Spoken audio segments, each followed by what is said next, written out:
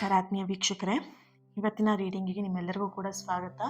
ಇವತ್ತಿನ ರೀಡಿಂಗಲ್ಲಿ ತಿಳ್ಕೊಳ್ಳೋಣ ನಿಮ್ಮ ಹಾಗೂ ನಿಮ್ಮ ಪರ್ಸನ್ ಎನರ್ಜಿ ಏನಿದೆ, ಈ ಪ್ರೀತಿಯ ಎನರ್ಜಿ ಏನಿದೆ ಅನ್ನೋದನ್ನು ಈ ಒಂದು ರೀಡಿಂಗಲ್ಲಿ ತಿಳ್ಕೊಳ್ಳೋಣ.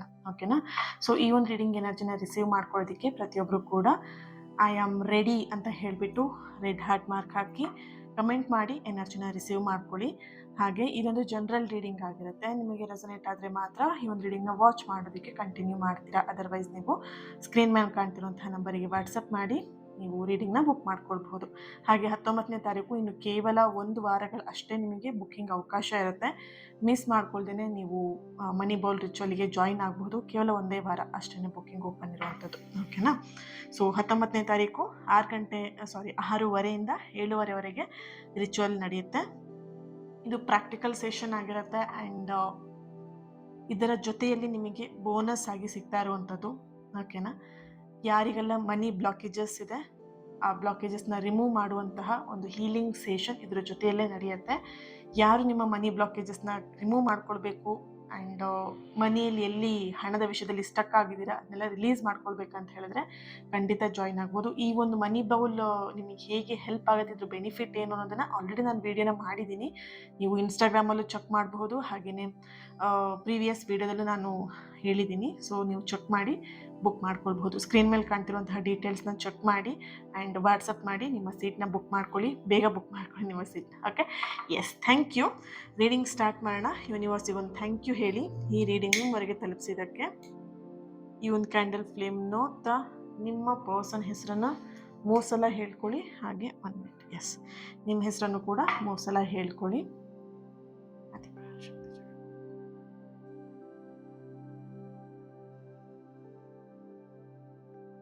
ಏನಿದೆ ಎನರ್ಜಿ ಅಂತ ನೋಡೋಣ. ಕೆಲವೊಂದ್ಸಲ ಲೈಫಲ್ಲಿ ಹೇಗಾಗಿರುತ್ತೆ ಅಂತ ಹೇಳಿದ್ರೆ, ದೊಡ್ಡ ಬದಲಾವಣೆಗಳು ದೊಡ್ಡ ಘಟನೆಗಳಿಂದ ಆಗತ್ತೆ ಅಂತ ಹೇಳಿ ಅನ್ಕೊಂಡಿರ್ತೀರಾ. ಕೆಲವೊಂದಷ್ಟು ಜನದ ಎನರ್ಜಿಲಿ ಈ ಥರ ಬರ್ತಾ ಇದೆ ಇಲ್ಲಿ. ಸೊ ನಿಮ್ಮ ಎನರ್ಜಿ ಕನೆಕ್ಟ್ ಮಾಡಿದಾಗ ಒಂದು ಸಣ್ಣ ಮಾತು ಅಥವಾ ಒಂದು ಸಣ್ಣ ಅನಿರೀಕ್ಷಿತ ಭೇಟಿ ಅಥವಾ ಒಂದು ಕ್ಷಮೆ, ಕೆಲವೊಂದಷ್ಟು ಸತ್ಯ ಹೊರಗೆ ಬರುವಂಥದ್ದು, ಇಷ್ಟೇ ಸಾಕು ಸಂಬಂಧದ ದಿಕ್ಕನ್ನೇ ಬದಲಾಯಿಸೋದಿಕ್ಕೆ. ಓಕೆನಾ? ಸೊ ನೀವೇನು ಅನ್ಕೊಂಡಿದ್ದೀರಾ, ಸಂಬಂಧದಲ್ಲಿ ಏನಾದರೂ ಬದಲಾವಣೆಗಳಾಗಬೇಕು ಅಂತ ಹೇಳಿದ್ರೆ ದೊಡ್ಡ ಬದಲಾವಣೆನೇ ಆಗಬೇಕು, ದೊಡ್ಡ ಘಟನೆಗಳೇ ನಡಿಬೇಕು. ಡಿಯರ್ಸ್, ಅರ್ಥ ಮಾಡ್ಕೊಳ್ಳಿ, ಒಂದು ಚಿಕ್ಕ ಬದಲಾವಣೆ, ಚಿಕ್ಕ ಒಂದು ಸ್ಟೆಪ್ ಅಷ್ಟೇ ಸಾಕು ನಿಮ್ಮ ಜೀವನವನ್ನು ಬದಲಾಯಿಸೋದಿಕ್ಕೆ. ಓಕೆ? ಎಸ್, ತುಂಬ ಜನದ ಮನಸ್ಸಲ್ಲಿ ಈ ಪ್ರಶ್ನೆ ಇತ್ತು ಅನ್ನುವಂತಹ ಒಂದು ಎನರ್ಜಿ ಇಲ್ಲಿ ಬರ್ತಾ ಇದೆ. ಎಲ್ಲದೂ ಮುಗ್ದೋಯ್ತು ಈ ರಿಲೇಷನ್ಶಿಪ್ಪಲ್ಲಿ, ಇನ್ನೇನು ಇಲ್ಲ, ಇನ್ನೇನು ಉಳಿದಿಲ್ಲ ಈ ಪ್ರೀತಿಯಲ್ಲಿ, ಈ ಸಂಬಂಧದಲ್ಲಿ, ಈ ವ್ಯಕ್ತಿ ಜೊತೆಗೆ ಅಂತ ನೀವು ಅಂದ್ಕೊಂಡಿದ್ದೀರಾ. ಅರ್ಥ ಮಾಡ್ಕೊಳ್ಳಿ, ಈ ಒಂದು ರೀಡಿಂಗಲ್ಲಿ ಎಲ್ಲದೂ ಮುಗ್ದು ಹೋಗಿದೆ ಅಂತ ನೀವೇನು ಅಂದ್ಕೊಳ್ತಿದ್ದೀರಾ ಅದು ಸುಳ್ಳು. ಓಕೆನಾ? ಸೊ ಮೊದಲನೇದಾಗಿ ನೀವು ಒಂದಷ್ಟು ಸತ್ಯಗಳನ್ನು ತಿಳ್ಕೊಳ್ಬೇಕಾಗಿದೆ ಈ ರಿಲೇಷನ್ಶಿಪ್ಪಲ್ಲಿ.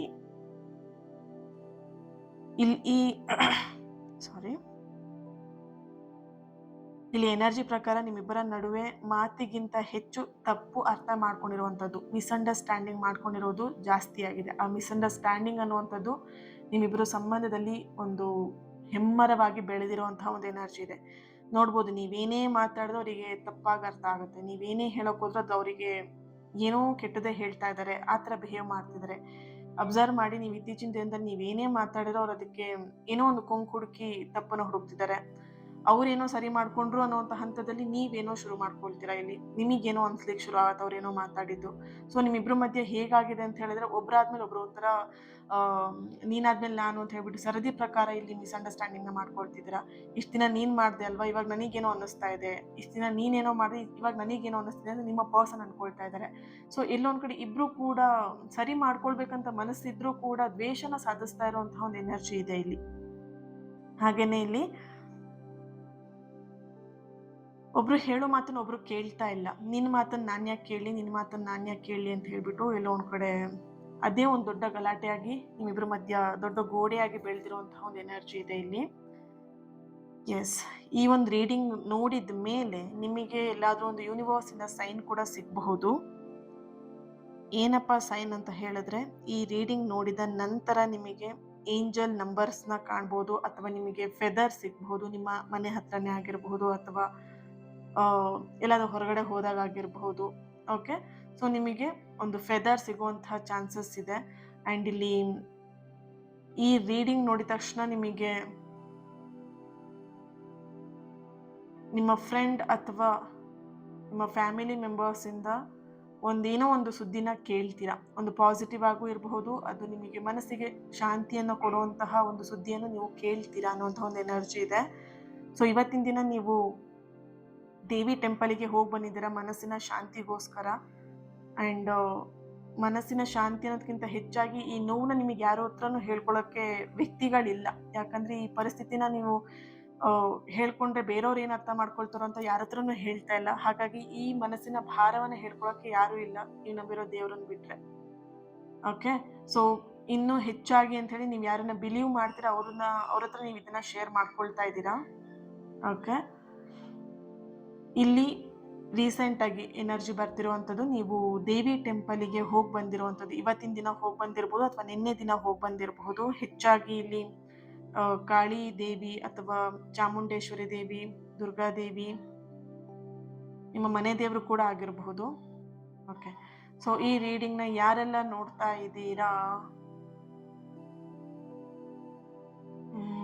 L letter, G letter, J letter, K letter, R letter, S letter,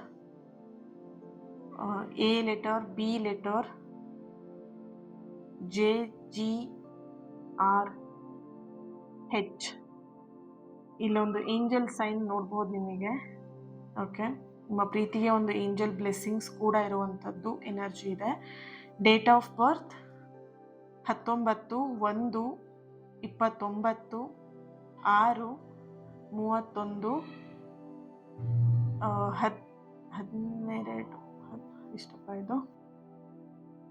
12. Okay, 11/3/25,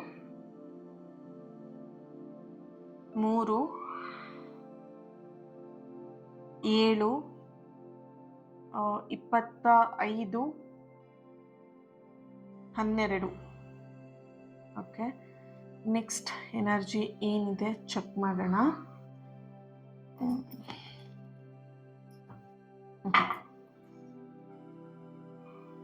ನೋಡಿ ಆ ದೀಪ ಹೇಗೆ ಗಾಳಿ ಜೊತೆಗೆ ಹೋರಾಡುತ್ತೆ. ನಾನು ಆರಲ್ಲ ಅಂತ ಹೇಳ್ಬಿಟ್ಟು, ನಂದು ಹೋಗಲ್ಲ ನಾನು ಅಂತ. 1 minute.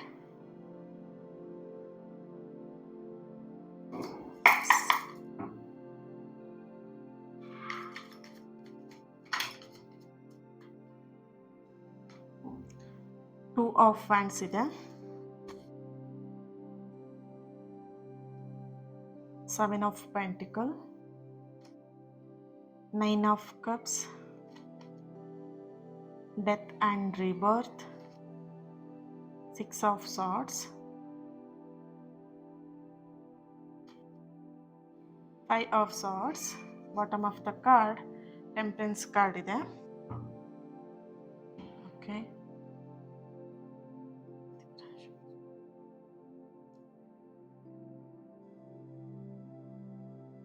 ನೋಡಬಹುದು ಫಸ್ಟ್ ಕಾರ್ಡ್ ನಿಮಗಿಲ್ಲಿ 2 ಆಫ್ ವ್ಯಾಂಡ್ಸ್ ಹಾಗೆಯೇ 6 ಆಫ್ ಸಾರ್ಟ್ಸ್ ಎನರ್ಜಿಯಲ್ಲಿ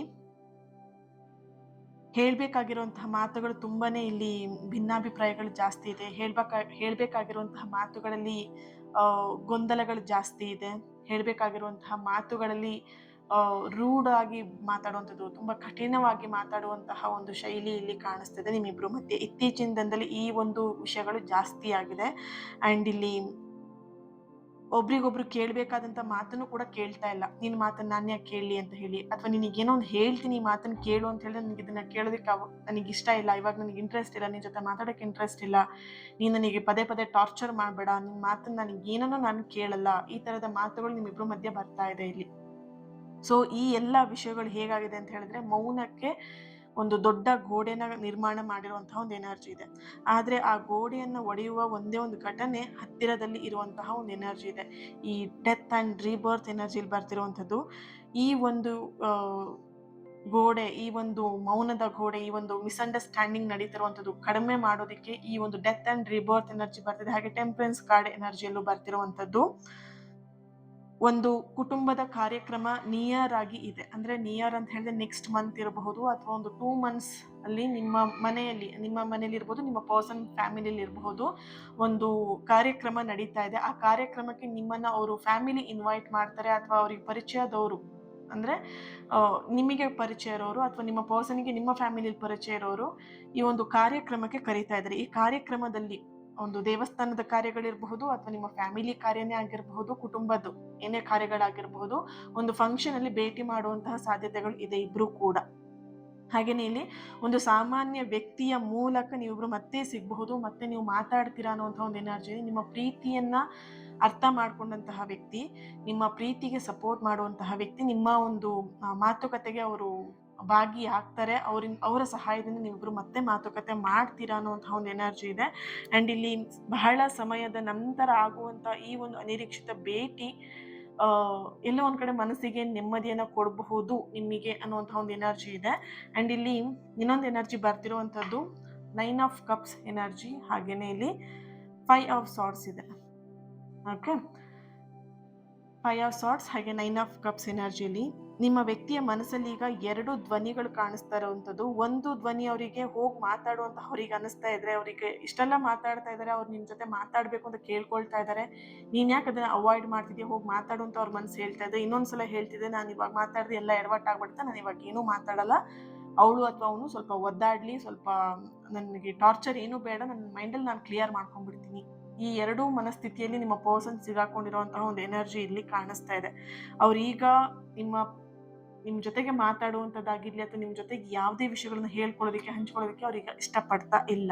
ಓಕೆ, ಹಾಗೇನೆ ಇಲ್ಲಿ ಇನ್ನೊಂದು ಎನರ್ಜಿ ಬರ್ತಿರೋದು ಕುಟುಂಬದ ಎನರ್ಜಿ ಕೂಡ ಇಲ್ಲಿ ಬರ್ತಾ ಇದೆ. ಕುಟುಂಬದ ಎನರ್ಜಿ ಅಂತ ಬಂದಾಗ ಇಲ್ಲಿ ಕೆಲವರಿಗೆ ಹಿರಿಯರ ಅಭಿಪ್ರಾಯ ತುಂಬಾ ಇಂಪಾರ್ಟೆಂಟ್ ಆಗಿದೆ. ಹಿರಿಯರು ಇಲ್ಲಿ ಪ್ರೀತಿಗೆ ಸಂಬಂಧಕ್ಕೆ ಒಪ್ತಾ ಇಲ್ಲ. ಅದಕ್ಕೂ ಹೆಚ್ಚಾಗಿ ಈ ಒಂದು ಹಿರಿಯರಿಗೆ ಈ ಲವ್ ಮ್ಯಾರೇಜ್ ಅಥವಾ ಪ್ರೀತಿ ಮಾಡೋದು ಇದೆಲ್ಲ ಅವರಿಗೆ ಅಷ್ಟು ಐಡಿಯಾನೂ ಇಲ್ಲ. ತುಂಬಾ ಹಳೆ ಕಾಲದವರು ಮೀನ್ಸ್ ಈಗ ವಯಸ್ಸಾದವ್ರು, ಅಜ್ಜಿ ಅಥವಾ ದೊಡ್ಡಮ್ಮನೋ ಚಿಕ್ಕಮ್ಮನೋ ಯಾರೋ ಇರ್ತಾರೆ, ತುಂಬಾ ವಯಸ್ಸಾದವರು, ಸಂಪ್ರದಾಯಸ್ಥ ಕುಟುಂಬದವ್ರು ಇರ್ತಾರೆ, ಅಥವಾ ಅವ್ರಿಗೆ ಇದ್ರ ಬಗ್ಗೆ ಅಷ್ಟೊಂದು ಗೊತ್ತಿರೋದಿಲ್ಲ. ಈ ಲವ್ ಗೀವನ್ ಅದ್ರ ಬಗ್ಗೆ ಎಲ್ಲ ಗೊತ್ತಿರಲ್ಲ. ಅವರು ಏನ್ ಇದೆಲ್ಲ ಮಕ್ಳು ಈ ತರ ಮಾಡ್ಕೊಳ್ತಾರೆ, ಜೀವನ ಹಾಳು ಮಾಡ್ಕೊಂಡ್ಬಿಡ್ತಾರೆ ಇದೆಲ್ಲ ಮಾಡ್ಕೊಂಡ್ರೆ ಅಂತ ಅವ್ರಿಗೊಂದು ಈ ತರದ ಒಂದು ಅಭಿಪ್ರಾಯ ಇರುತ್ತೆ. ಸೊ ಹಾಗಾಗಿ ಅವ್ರು ಏನ್ ಮಾಡ್ತಿದ್ರೆ, ಅಪೋಸ್ ಮಾಡ್ತಾ ಇದ್ದಾರೆ ಈ ಒಂದು ಪ್ರೀತಿಗೆ.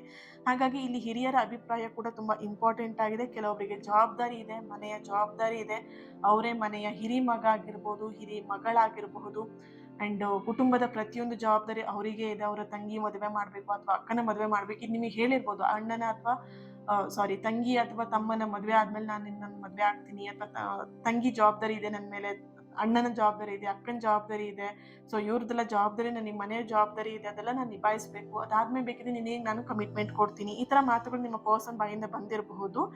ಆದ್ರೆ ಇಲ್ಲಿ ಜವಾಬ್ದಾರಿ ಹೆಚ್ಚಾಗಿ ಕಾಣಿಸ್ತಾ ಇದೆ ನಿಮ್ಮ ಪರಿಸ್ಥಿತಿ, ಅಂದ್ರೆ ನಿಮ್ಮ ಪರ್ಸನ್ ಪರಿಸ್ಥಿತಿಯಲ್ಲಿ. ಹಾಗೇನೆ ಆರ್ಥಿಕ ಪರಿಸ್ಥಿತಿಯು ನೋಡಬಹುದು ಇಲ್ಲಿ 7 ಆಫ್ ಪೆಂಟಿಕಲ್. ಆರ್ಥಿಕ ಪರಿಸ್ಥಿತಿಯಲ್ಲಿ ಅವರೆಲ್ಲೋ ಒಂದ್ ಕಡೆ ಸ್ವಲ್ಪ ಇಕ್ಕಟ್ಟಲ್ಲಿ ಇರುವಂತಹ ಒಂದು ಎನರ್ಜಿ ಇಲ್ಲಿ ಕಾಣಿಸ್ತಾ ಇದೆ. ಹಾಗಾಗಿ ಈ ಒಂದು ಬದಲಾವಣೆಗಳು ಹೇಗಿದೆ ಅಂತ ಹೇಳಿದ್ರೆ, ಹೆಚ್ಚಾಗಿ ಇಲ್ಲಿ ಡೆತ್ ಅಂಡ್ ರಿಬರ್ತ್ ಎನರ್ಜಿಲಿ ಇನ್ನೊಂದು ಬರ್ತಾ ಇರುವಂತಹ ಮೆಸೇಜ್ ಏನು ಅಂತ ಹೇಳಿದ್ರೆ, ಈ ಎಲ್ಲವೂ ಸೇರಿ, ಎಲ್ಲ ಸಮಸ್ಯೆಗಳು ಸೇರಿ ಸಂಬಂಧವನ್ನ ನಿಮ್ಮಿಬ್ರು, ಈ ಒಂದು ಸಂಬಂಧವನ್ನ ದೂರ ಮಾಡ್ತಿರುವಂಥದ್ದು, ನಿಮ್ಮಿಬ್ರನ್ನ ದೂರ ಮಾಡ್ತಾ ಇರಬಹುದು. ಹಾಗೇನೆ ಈಗ ಪರಿಸ್ಥಿತಿಗಳು ನಿಧಾನವಾಗಿ ಬದಲಾಗುವಂತಹ ಹಂತಕ್ಕೆ ಅದು ತಿರುಗತ್ತೆ. ನೀವು ಸ್ವಲ್ಪ ತಾಳ್ಮೆಯಿಂದ ವೇಟ್ ಮಾಡೋದು ತುಂಬಾನೇ ಇಂಪಾರ್ಟೆಂಟ್ ಆಗಿರುತ್ತೆ. ಓಕೆನಾ, ಇಲ್ಲಿ ಈ ಹಿಂದೆ ನೀವೇನ್ ಅನ್ಕೊಂಡಿದ್ರೆ ಅಸಾಧ್ಯ ಅನ್ನುವಂಥದ್ದು ನಿಮ್ ಲೈಫಲ್ಲಿ ಸಾಧ್ಯ ಆಗಿದೆ ಅಲ್ವಾ? ಒಂದ್ಸಲ ಯೋಚನೆ ಮಾಡಿ, ನಿಮ್ ಜೀವನದಲ್ಲಿ ಇನ್ನೇನು ಆಗದೇ ಇಲ್ಲ ಅನ್ನೋಂಥ ಸಮಯದಲ್ಲೂ ನಿಮಗೆ ಕೆಲಸಗಳು ಆಗಿದೆ. ಅದು ಹೇಗಾಗಿದೆ? ನಿಮ್ಮ ನಂಬಿಕೆ, ನೀವು ನಂಬಿರುವಂತಹ ದೇವರ ಒಂದು ಎನರ್ಜಿ, ಖಂಡಿತ ಅಲ್ವಾ? ಸೊ ಹಾಗಾಗಿ ಇಲ್ಲಿ ನಿಮಗೆ ಬರ್ತಿರುವಂತಹ ಸಂದೇಶ ಏನು ಅಂತ ಹೇಳಿದ್ರೆ, ಅಸಾಧ್ಯ ಆಗದೆ ಇದ್ದಂಥದ್ದು ಸಾಧ್ಯ ಆಗುವಂತಹ ಅವಕಾಶಗಳು ಇಲ್ಲಿ ಕಾಣಿಸ್ತಾ ಇದೆ. ಯಾಕಂದ್ರೆ ಡೆತ್ ಅಂಡ್ ರಿಬರ್ತ್ ಎನರ್ಜಿಯಲ್ಲಿ ಆ ಥರ ಒಂದು ಪುನರ್ಜನ್ಮದ ಒಂದು ಎನರ್ಜಿ ಇಲ್ಲಿ ಬರ್ತಾ ಇರುವಂಥದ್ದು. ಓಕೆನಾ, ಹಳೆಯ ನೋವನ್ನ ಹಿಡಿದಿಟ್ಕೊಳ್ಳೋದಕ್ಕಿಂತ ಹೆಚ್ಚಾಗಿ ಆ ಒಂದು ಹಳೆಯ ನೋವನ್ನ ಬಿಟ್ಕೊಟ್ಟು ಅದನ್ನ ಹೋಗೋದಕ್ಕೆ ಬಿಟ್ಬಿಡಿ, ಲೆಟ್ ಗೋ ಮಾಡೋದಕ್ಕೆ ಬಿಟ್ಬಿಡಿ. ಅಥವಾ ಇಲ್ಲಿ ಕೆಲವೊಬ್ರು ಎನರ್ಜಿಲಿ ಬರ್ತಿರುವಂಥದ್ದು ಹೇಗೆ ಅಂತ ಹೇಳಿದ್ರೆ, ನಿಮ್ಮ ನಿರ್ಧಾರದ ಮೇಲೂ ಕೂಡ ಈ ಒಂದು ಪರಿಸ್ಥಿತಿಗಳು ಬದಲಾಗಬಹುದು. ನೀವು ತಗೊಳ್ಳುವಂತ ನಿರ್ಧಾರದ ಮೇಲೂ ಈ ಒಂದು ಪರಿಸ್ಥಿತಿ ಅವಲಂಬಿತ ಆಗಿರುವಂತಹ ಒಂದು ಎನರ್ಜಿ ಇದೆ. ಓಕೆ, ಎಸ್, ಇಲ್ಲಿ ನೋಡಬಹುದು 9 ಆಫ್ ಕಪ್ಸ್ ಎನರ್ಜಿ ಇರೋದ್ರಿಂದ ಇಲ್ಲಿ ಹಳೆಯ ನೋವುಗಳನ್ನು ನೀವು ಇನ್ನೂ ಕೂಡ ಮನಸ್ಸಲ್ಲೇ ಇಟ್ಕೊಂಡು ಕ್ಯಾರಿ ಮಾಡ್ತಾ ಅಹಂಕಾರವನ್ನು ಬೆಳೆಸ್ಕೊಂಡು ಇಟ್ಕೊಂಡು ಹೋದರೆ ಕೆಲವೊಂದು ಅವಕಾಶಗಳು ನಿಮ್ಮಿಬ್ಬರಲ್ಲೂ ಕೂಡ ತಪ್ಪಿ ಹೋಗುವಂತಹ ಸಾಧ್ಯತೆಗಳು ಹೆಚ್ಚಾಗಿ ಇಲ್ಲಿ ಕಾಣಿಸ್ತಾ ಇದೆ. ಮೊದಲು ಇಲ್ಲಿ ಮನಸ್ಸನ್ನ ಶಾಂತಿ ಮಾಡ್ಕೊಳ್ಳೋದು, ಮನಸ್ಸನ್ನ ಸ್ವಲ್ಪ ಪೀಸ್ಫುಲ್ ಆಗಿ ಇಟ್ಕೊಳ್ಳೋದು ಒಳ್ಳೇದು. ಒಂದ್ಸಲ ನೋಡಿ ಬೇಕಿದ್ರೆ ನೀವು ಎಷ್ಟು ಮನಸ್ಸಲ್ಲಿ ಕಿರಿಕಿರಿ ಮಾಡ್ಕೊಳ್ತಾ ಇರ್ತೀರಾ ಅಷ್ಟು ನಿಮ್ಮ ಲೈಫಲ್ಲಿ ನೆಗೆಟಿವ್ನೇ ನೋಡ್ತಾ ಇರ್ತಾರೆ. ಮೇಲಿನ ಮೇಲೆ ಏನು ಬೇಡದಿರೋ ಕೆಲಸಗಳೇ ನಡೀತಾ ಇರುತ್ತೆ.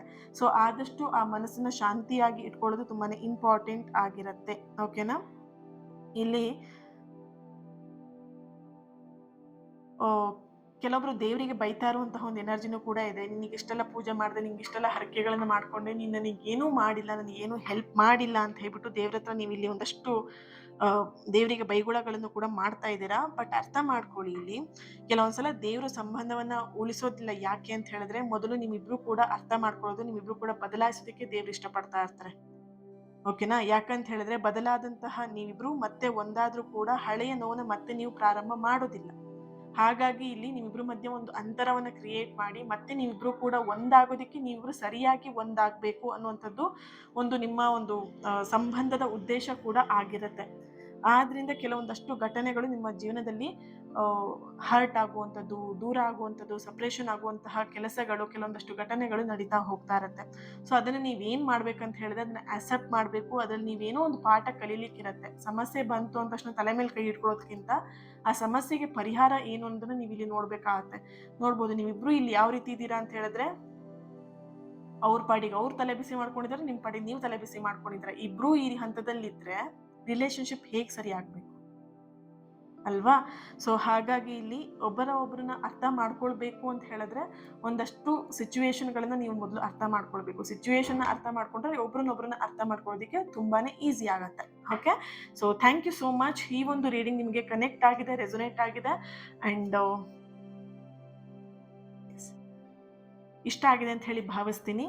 ಈ ಒಂದು ರೀಡಿಂಗಿಗೆ ಲೈಕ್ ಮಾಡಿ, ಶೇರ್ ಮಾಡಿ, ಹಾಗೆಯೇ ಚಾನಲ್ನ ಸಬ್ಸ್ಕ್ರೈಬ್ ಮಾಡ್ಕೊಳ್ಳಿ. ನಾನು ಹೇಳಿರುವಂಥ ಕಮೆಂಟ್ ಮಾಡಿ ಎನರ್ಜಿನ ರಿಸೀವ್ ಮಾಡ್ಕೊಳ್ಳಿ. Okay, thank you so much. And ಇವತ್ತಿನ ದಿನ ಯಾರು ಬರ್ತ್ಡೇ ಆ್ಯನಿವರ್ಸರಿನ ಸೆಲೆಬ್ರೇಟ್ ಮಾಡ್ಕೊಳ್ತಿದ್ದೀರಾ ನಿಮ್ಮೆಲ್ಲರಿಗೂ ಕೂಡ ಒಳ್ಳೆಯದಾಗಲಿ. ನಿಮ್ಮ ಸಕಾರಾತ್ಮಕವಾಗಿರುವಂತಹ ಎಲ್ಲ ಆಸೆ ಕನಸುಗಳು ಆದಷ್ಟು ಬೇಗ ನೆರವೇರಲಿ ಅಂತ ಹೇಳಿ ಬ್ಲೆಸ್ ಮಾಡ್ತಾ, ಹೀಲ್ ಮಾಡ್ತಾ, ಹಾಗೆಯೇ ಕ್ಲಾಸಿಗೆ ಜಾಯಿನ್ ಆಗೋದಕ್ಕೆ ಕೇವಲ 7 ದಿನಗಳು ಮಾತ್ರ ನಿಮಗೆ ಕಾಲಾವಕಾಶ ಇರುತ್ತೆ.